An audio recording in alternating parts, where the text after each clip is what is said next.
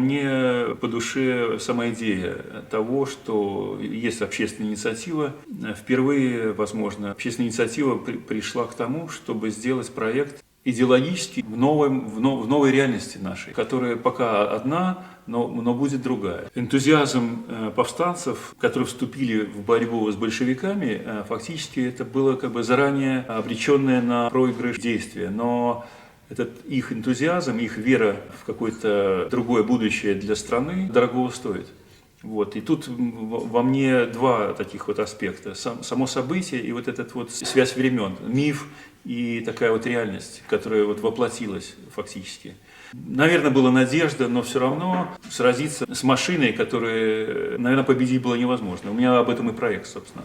Как раз идея пришла очень быстро, идея противостояния, да, противопоставления двух сил, некой стены, которая неумолимая, да, и вот этого светлого луча, который пытается проломить эту массу. И потом я искал новый пластический язык. Мне кажется, что как раз к новой вот этой инициативе надо добавить и новый пластический язык. Наше монументальное искусство, оно все довольно определенное. Ну, как правило, это какой-то, в лучшем случае, камень с какой-то там надписью, а в худшем случае просто какие-то такие фигуры. Язык советский мне хотелось изменить. Здесь, мне кажется, очень важно показать, как может быть по-другому. Очень сложно, я знаю город Слуцк, он очень непростой по архитектурному ландшафту. И здесь какая-то должна была быть принципиальная масса, которая взяла бы на себя, оттянула бы от неопределенности такой, потому что город складывался в критических условиях, как и все наши города. В нем много советского, мало истории, поэтому здесь мне хотелось вот этого контраста. Мне важен все-таки масштаб. Это событие, наверное, уникальное. Это первая заявка была, как когда-то БНР, первая заявка о том, что Беларусь – это самостоятельная держава. Там есть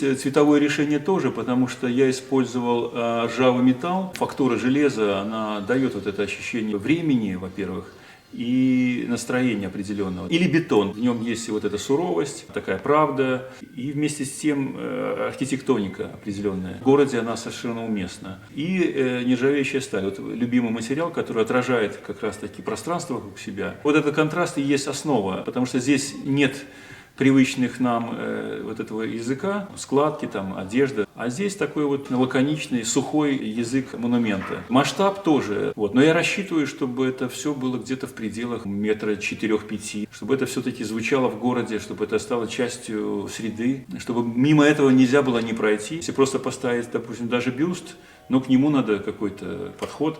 А здесь это все-таки монумент, это событие, и трагическое событие. Об этом я не забываю, да, и зритель тоже не должен об этом забывать. Но с такой надеждой, поэтому у меня вот такая вот спираль, вот эта, идущая вверх, да, в небо. Для многих был бы смысл расписать целую историю. На стекле обозначить вот всю историю, то есть она немного на себя будет брать. Можно писать на монументе, но я бы это делал бы отдельно. Возможно, надо указывать дату какую-то. В нашей недолгой истории государственности это очень важно.